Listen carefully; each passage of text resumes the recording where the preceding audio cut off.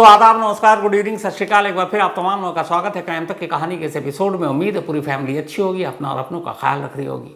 पूरी क्राइम तक family member को हैप्पी धनतेरस। आज धनतेरस है और गजब दिल्ली में ट्रैफिक जैम। मतलब जाहिर सी बात है, कुछ ना कुछ लोगों को ख़रीदना है तो घर से बाहर तो निकलेंगे, और एक साथ पूरी दिल्ली घर के बाहर आ जाए तो फिर दिल्ली की क्या हालत होगी। दिल्ली में रहने वाले लोग बेहतर समझते हैं। तो हम जैसे होशियार लोग भी हैं जो पहले से ही सब कुछ अपना रूट तय कर लेते हैं और किस गली से किस कोने से निकलना है वो भी कर लेते हैं। तो इसीलिए एक शूट पे गया था, वहाँ से वक्त पे पहुँचना था। तो दिल्ली के जो तमाम खुफिया रास्ते हैं वो रास्ते पहले से पता थे, तो उन खुफिया रास्तों का फ़ायदा उठाते हुए वक्त पे ऑफिस पहुँच गया। वरना एक वक्त लगा था कि शायद आज की कहानी मिस हो जाएगी। वनिता कह भी रही थी, शायद कम्युनिटी में डालने वाली थी कि आज ट्रैफिक जाम, नो कहानी, लेकिन शुक्र है वक्त पे पहुँच गए। आते हैं आज की कहानी के ऊपर। 12 अक्टूबर को बाबा सिद्दीकी का कत्ल होता है। कत्ल के साथ तमाम बातें होती हैं, आप सब सुन चुके हैं, कई कहानियां सुना चुका हूं।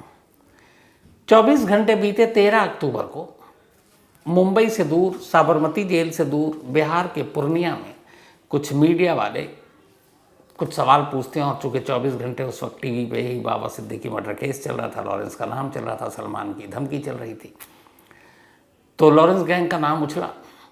अब पप्पू यादव, मतलब रिकॉर्ड है उनके नाम पर लगा था, मतलब 7 बार वो इंडिपेंडेंट निर्दलीय आज़ाद उम्मीदवार के तौर पर सांसद चुने गए। अभी भी वो MP है, मेंबर ऑफ पार्लियामेंट, सांसद हैं पूर्णिया से, और इस बार भी वो इंडिपेंडेंट अपने समर्थकों के बलबूते पर लड़ गए और जीत गए। तो 7th टाइम MP हैं वो। लेकिन एक उनका इतिहास ये भी है कि वो अपने ज़माने के भी एक डॉन, और डॉन भी ऐसे वैसे नहीं, तो कानून व्यवस्था सब लोग सब डरते थे। तो एक कायदे से कहें अभी पॉलिटिशियन और एक एक्स डॉन। तो बाबा सिद्दीकी के मर्डर के 24 घंटे के बाद अचानक पता नहीं क्या सोचता है और पप्पू यादव एक पोस्ट सोशल मीडिया पर डाल देते हैं। और उस पोस्ट की कुछ लाइनें थी और वो सीधे सीधे लॉरेंस गैंग के लिए थी। जो पोस्ट में उन्होंने लिखा, बल्कि ट्वीट किया था, उस पर यह था कि लॉरेंस बिश्नोई गैंग को 2 कौड़ी का ये मतलब गुंडा है। लॉरेंस गैंग को बताया 2 कौड़ी का गुंडा है, और ये भी कहा कि अगर कानून इजाज़त दे दे, अनुमति दे दे, तो 24 घंटे के अंदर अंदर लॉरेंस जैसे 2 टके के जो क्रिमिनल है उसके पूरे नेटवर्क का खात्मा कर दूंगा। तो अब सीधे सीधे पप्पू यादव पूर्णिया में बैठकर सोशल मीडिया का इस्तेमाल कर और एक पोस्ट, और उसमें सीधे लॉरेंस बिश्नोई को 2 टके का गैंगस्टर या क्रिमिनल बताते हुए ये भी कहा कि मतलब सरकार और पुलिस नहीं कर पा रही है। सरकार पुलिस को भी उन्होंने कोसा, कुछ वैसे शब्द का इस्तेमाल किया जो बोल नहीं सकता हूँ, बट ये था कि अगर कानून साथ दे और इजाज़त दे दे तो उन्होंने खुल्ला चुनौती दी कि लॉरेंस बिश्नोई और उसके गैंग को 24 घंटे में नामो निशान मिटा दूंगा।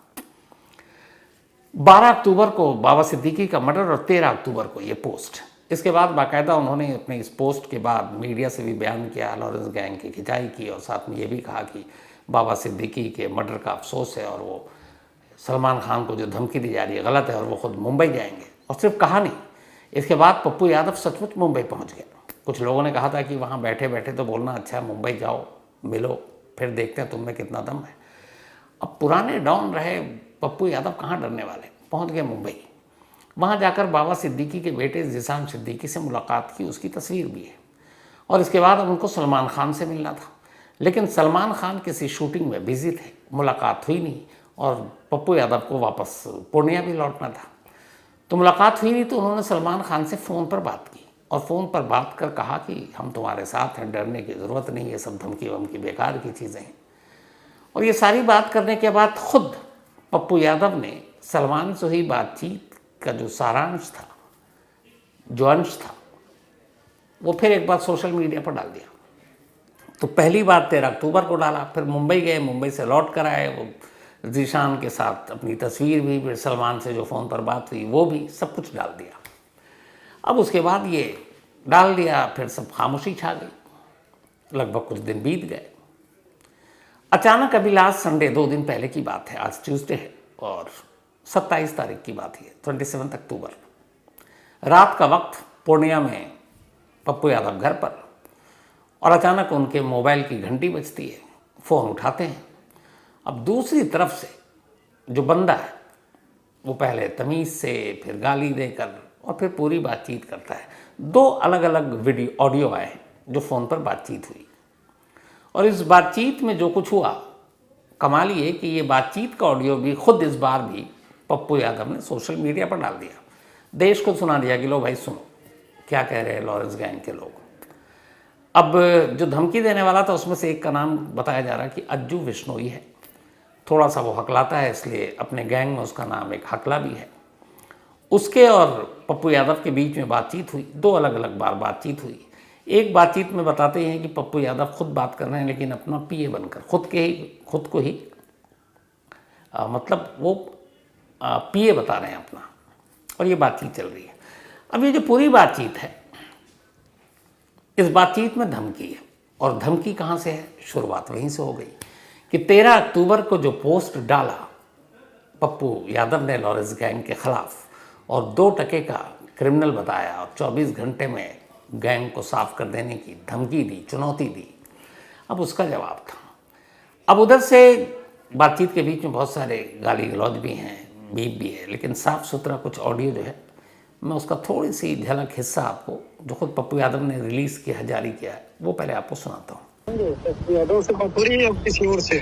नमस्ते जी, कैसे हैं बताइए। मैं पीए हूँ साहब का। पीए हैं साहब का? जी जी, पप्पू आपसे यादव। बात कर रहे हैं। जी जी, एमपी साहब के। बताइए ना, बताइए मालिक, हाँ, बताइए क्या आदेश है। आदेश तो कुछ नहीं है, जी आदेश इतनी है ये गलत कमेंट या कहीं किसी के खिलाफ बोलना सोच समझ के बोलना चाहिए। भैया, खुशी के समझ खिलाफ रहे क्या कह रहे हैं? वो ट्वीट, जब कोई घटना घटती है तो एज ए पॉलिटिकल ट्वीट होता है, तो पॉलिटिकल ट्वीट वो अपना करते हैं, अच्छा, उसमें कोई किस भाई साहब से आपकी क्या दुश्मनी है? चीज है। ऊपर वाला देखिए, एक बात जानिए, पप्पू कर्म और कांड दोनों करते हैं, जी कर्म और कांड दोनों करते हैं। भैया, कर्म। कांड करेंगे बाद में, भाई साहब की वो डायलॉग तो सुना होगा, भैया एक बात केस करने में भी आसानी होगी। भैया एक बात समझिए, मैं आपको बता दूं, बहुत क्लियर हूं मैं इस मामले में, कि पप्पू यादव जी देश के 7 बार एमपी रहे हैं, और उससे मतलब नहीं, मेरी- ना हम पॉलिटिक्स से जुड़े हैं ना हम जाने, मेरी जो हमारे रास्ते में आएगा मेरी बात उसके साथ जो आज हो रहा है वही होता जाएगा। वो पॉलिटिकल चीजें हैं, पॉलिटिकल चीजें होती रही है, बात ठीक करते। है, पॉलिटिकल इनमें पॉलिटिकल नाले, किसी के खिलाफ बोलना, किसी को शब्द बोलना पॉलिटिकल नहीं है। बाकी हम देख लेंगे, एक बार फोन करने का मकसद यही था, सुधर जाओ, नहीं आगे तो देख ही लेंगे हम। तो ये उस बातचीत का छोटा सा अंश था। सोशल मीडिया पर पूरी बातचीत है, आप उसको सुन सकते हैं। तो अब ये जो बातचीत हो रही है, इसमें सीधे सीधे पप्पू यादव को बड़े प्यार से धमकाया गया, साथ में उनकी रिस्पेक्ट भी दिखाई गई। कहा गया कि आप बड़े भाई जैसे हैं, आपके कुछ काम, आपके कुछ डायलॉग, कि जितनी तुम्हारी उम्र नहीं उतने बार तो मैं सांसद रहा हूँ। गैंगस्टर खुद कह रहा है, जो फ़ोन कर रहा है विश्नोई गैंग के, लॉरेंस गैंग के कहने पर, तो बोला ये लाइन मुझे बड़ी अच्छी लगी, आपकी बड़ी रिस्पेक्ट करता हूँ, आप सोशल वर्क भी करते हो, आप गरीबों को मुफ्त खाना भी देते हो, और आपकी बातें, आपकी बाकी सारी चीज़ें अच्छी लगती हैं, लेकिन ये ना आप इस केस में मत पड़ो, और ये जो भाई को तुमने उल्टा पुल्टा बोला है ये ठीक नहीं किया। तो उधर से फिर बातचीत होती है कि भाई मैं तो 7 बार का सांसद हूँ, ये हूँ। तो बोला वो सब पॉलिटिक्स आप जानो, आप पॉलिटिशियन, हम पॉलिटिशियन नहीं, हम कर्म भी करते हैं और कांड भी करते हैं, और तुमने जो किया है, हमारे शूटर कहीं भी है, हम कुछ भी कर सकते हैं, बदला भी ले सकते हैं। और शायद इस बातचीत में ये भी हवाला कि एक बार एक कॉल और आया था, और उसने उस बातचीत में कॉल का जिक्र है कि साबरमती जेल से भाई का कॉल आया, तुमने फ़ोन उठाया नहीं। और बातचीत में 2 बड़ी इंपॉर्टेंट बात कही गई। उसने कहा कि जो बातचीत कर रहा है उसकी बातचीत से ये है कि वो भी जेल में है। किस जेल में पता नहीं। वो कह रहा है कि तुम्हें पता है, तुमको फ़ोन मिलाने के लिए हमको 10 मिनट तक जेल का जैमर बंद करवाना पड़ा, जेल का जैमर। हालांकि ये मेरे लिए कोई खबर नहीं, क्योंकि मुझे पता है हर जेल के जैमर को कब कहाँ कैसे बंद किया जाता है, किस जैमर का एंगल चेंज कर दिया जाता है, कौन सा कोना मुहैया होता है जहाँ नेटवर्क आता है। और अपने देश की जेलों में ये सब चल रहा है, तभी तो जेल के अंदर इतने क्रिमिनल हैं, फिर भी बाहर गैंग ऑपरेट हो रहा है, इसी वजह से। तो खैर वो कहता है कि तुम्हें मालूम है, तुमको कॉल करने के लिए इस वक्त मैंने जेल में 10 मिनट तक जैमर को बंद करवा दिया है।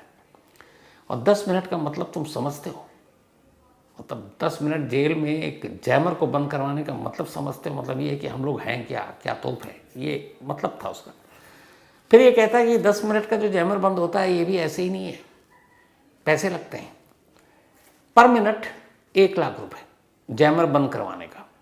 तो अगर 10 मिनट हुआ तो इसका मतलब है 10 लाख रुपए जैमर बंद करवाने का। अब जैमर बंद करवाने के पर मिनट 1 लाख रुपए फ़ोन पर वो बता रहा है पप्पू यादव को, और टोटल 10 मिनट की ही वो बात कर रहा है कि 10 मिनट के लिए बंद करवाया, तो इसका मतलब है 10 मिनट के लिए 10 लाख रुपए। अब उसने ये तो कह दिया, ये नहीं बताया कि ये बंद करवाने के पैसे कहाँ जाएंगे। लेकिन फिर वही आ गई असलियत कि अगर जेल के अंदर आप जैमर बंद करवा रहे हो ऑर्डर देकर, और पर मिनट के चार्ज है 1 लाख रुपए, तो बाहर से कोई आकर तो लेके जाएगा नहीं पैसे उसी को जाएंगे जिसके हाथ में जैमर का कंट्रोल है। अब जैमर का कंट्रोल किसी छोटे मोटे मुलाजिम या सुरक्षा गार्ड, सिक्योरिटी गार्ड के पास तो होगा नहीं, किसी बड़े अफसर का होगा। और जेल का अफसर, सबसे बड़ा सरदार जेलर होता है, तो जेलर के पास होगा, जेलर के इर्द गिर्द के कुछ लोग हैं उनके पास होगा। तो इसका मतलब है कि उसने एक तरह से जेल की पोल फिर से खोली कि हम यहाँ हर मिनट के लिए जैमर बंद करवाने के 1 लाख देते हैं, तो ये 10 लाख जाहिर सी बात है उस जेल के स्टाफ, जेल के जेलर के हिस्से में पैसे बटे होंगे। तो खैर उसने ये हिसाब गिनवाया। दूसरी लाइन जो उसने कही इस फोन में धमकी में, वो ये कि तुमको एक बार फ़ोन किया था जैमर को रुकवा कर, तुमने उठाया नहीं, अब तुम्हें फिर से मौका देता हूँ, या तो बाज आ जाओ, इन चीज़ों से दूर हो जाओ, और नहीं तो फिर अंजाम भुगतो। और फिर तुम्हें एक मशवरा देता हूँ, एक काम करो, तुम साबरमती जेल फ़ोन करो। यानी धमकाने वाले ने पप्पू यादव से ये कहा कि तुम सीधे लॉरेंस से बात करो और लॉरेंस से बात करके इस मसले को निपटाओ।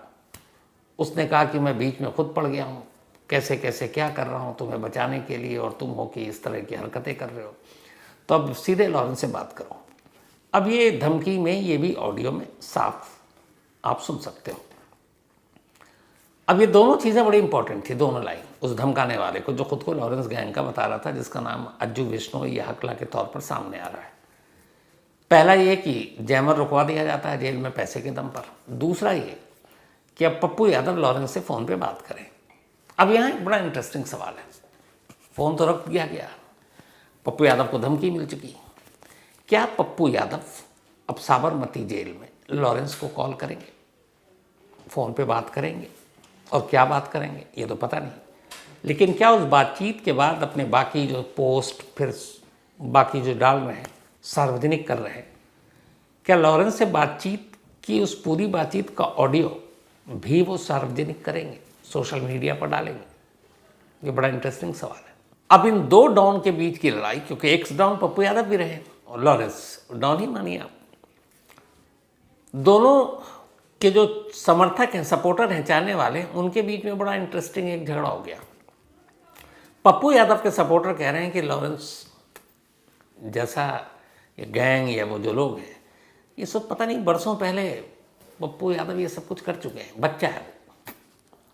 और लॉरेंस गैंग ये दिखाने की कोशिश कर रहा है कि देखो इस वक्त हमसे कोई बड़ा नहीं है, तुम्हारा दिन गया, तुम अब पुराने हो चुके हो इस फील्ड में, हम नए हैं।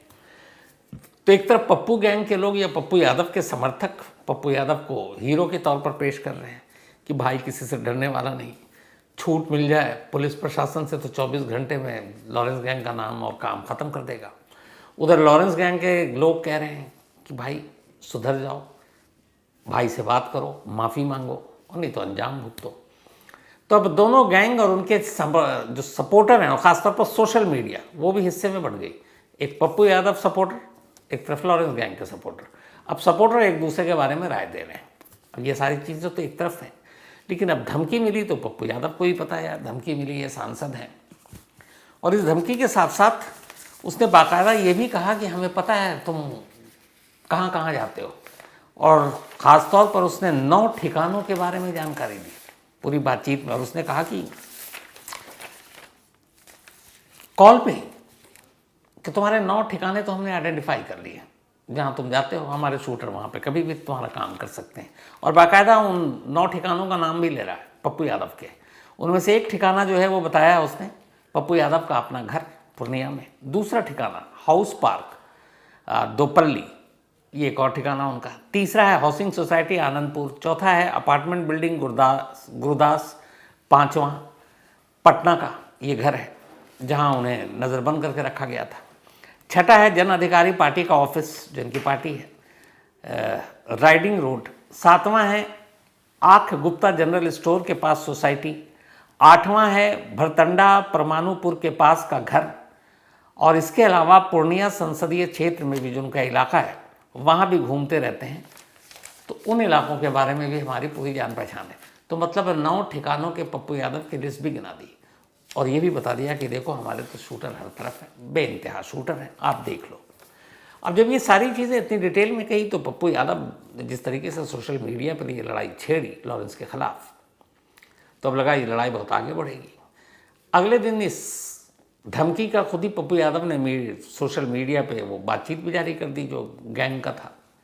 इसके बाद अब जो अपनी नेशनल मीडिया वो पहुंच गए पप्पू यादव के पास कि आपको लॉरेंस गैंग से धमकी मिली है, कुछ कही है। जैसे ही लॉरेंस का नाम सुना पप्पू यादव ने सबको झड़क कर भड़का कर भगा दिया, कोई बात नहीं की। बाद में खबर आई कि पप्पू यादव ने पूर्णिया के जो पुलिस कप्तान हैं, पुलिस अफसर हैं, उनको और फिर एक लेटर जारी किया। वो लेटर भी सोशल मीडिया पे आ गया। उन्होंने कहा कि ऐसे ऐसे धमकी मिली है तो हमारी जो है सुरक्षा बढ़ाई जाए। अब पप्पू यादव को ऑलरेडी शायद वाई कैटेगरी की सुरक्षा मिली हुई है। अब ये है कि वो जेड कैटेगरी की सुरक्षा की मांग कर रहे हैं। उन्होंने कहा मैंने अपनी सुरक्षा को लेकर बिहार के मुख्यमंत्री नीतीश कुमार से वक्त मांगा, लेकिन वो मिलते नहीं हैं क्योंकि मैं अपोजिशन का मेंबर ऑफ पार्लियामेंट हूँ, उनकी पार्टी का हूँ नहीं, वो सिर्फ अपनी पार्टी के सुनते हैं, वैसे भी लोगों से नहीं मिलते हैं। फिर उन्होंने कहा हमने डीजीपी सबको लेटर लिख दिया है।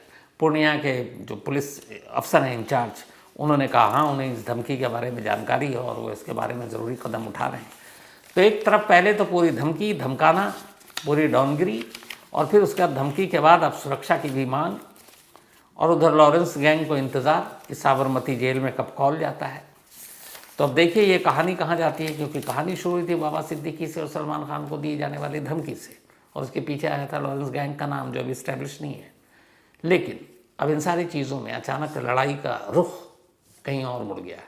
मुंबई से दूर, बांद्रा से दूर, साबरमती से दूर, पूर्णिया बिहार का जहाँ पप्पू यादव है। तो आने वाले दिनों में देखिए क्या होता है, क्या साबरमती जेल में फ़ोन करते हैं, क्या उस बातचीत को भी वो सोशल मीडिया पे डालते हैं। इंटरेस्टिंग होगा यह देखना। लेकिन फ़िलहाल एक डॉन